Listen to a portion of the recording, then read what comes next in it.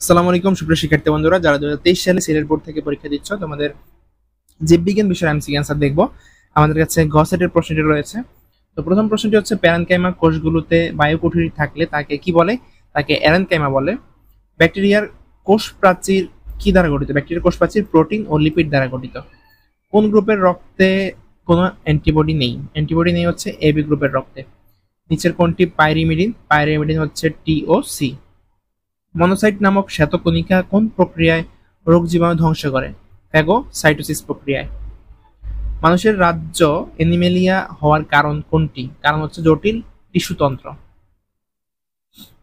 অক্সিজেনবিহীন পরিবেশ কোন প্রক্রিয়াটি সম্পূর্ণরূপে বন্ধ থাকে? অক্সিজেনবিহীন পরিবেশে প্রক্রিয়াটি বন্ধ থাকে, সেই প্রক্রিয়াটি হচ্ছে শ্বসন প্রক্রিয়াটি সম্পূর্ণ বন্ধ থাকে। মনোহরা বেগম একটি ফলের বাগান করলো।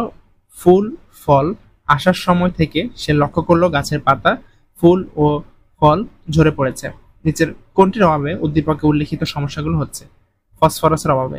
ফসফরাসের অভাবে উদ্দীপকে উল্লিখিত সমস্যাটি হচ্ছে।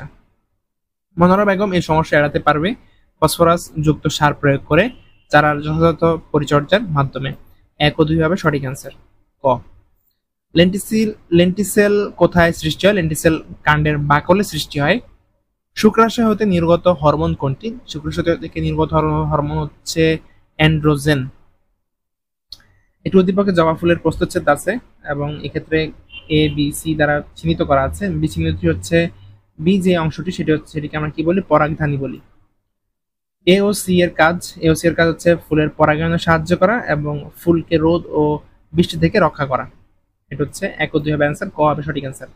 থ্যালাসেমিয়া রোগীদের কোন উপাদান সমৃদ্ধ ফল পরিহার করা উচিত? লৌহ উপাদান সমৃদ্ধ ফল পরিহার করা উচিত। সাধারণত কত সপ্তাহ গর্ভাবস্থা বিদ্যমান থাকে? গর্ভাবস্থা বিদ্যমান থাকে 38 থেকে 40 সপ্তাহ। এটা উদ্দীপকে একটি চিত্র দেওয়া আছে এবং এখানে বলা চিত্রের জীবটির নাম কি? চিত্রের জীবটির নাম হচ্ছে নষ্টক। চিত্রের জীবটি কোষে অনুপস্থিত। কি অনুপস্থিত? মাইটোকন্ড্রিয়া অনুপস্থিত এবং এন্ডোপ্লাজমিক রেটিকুলাম অনুপস্থিত। তার মানে খ হবে সঠিক অ্যান্সার। 1 ও 3। রক্তের ঈষৎ হলুদাভ রঙের তরল অংশের কত ভাগ জৈব ও অজৈব পদার্থ থাকে? জৈব অজৈব পদার্থ থাকে 8 থেকে 9%। সূর্যালোকের প্রভাবে পত্ররন্ধ্র উন্মুক্ত হয়, কার্বন ডাই অক্সাইড পাতার অভ্যন্তরে প্রবেশ করে। 1 ও 2 হবে সঠিক অ্যান্সার। কোনটি মানবদেহের সবচেয়ে বড় গ্রন্থি? যকৃৎ। শালক সংশ্লেষণের জন্য পরিমিত তাপমাত্রা কোনটি?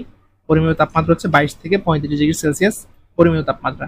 কোনটিকে স্টোন সেল বলা হয়? স্ক্লেরাইডকে স্টোন সেল বলা হয়।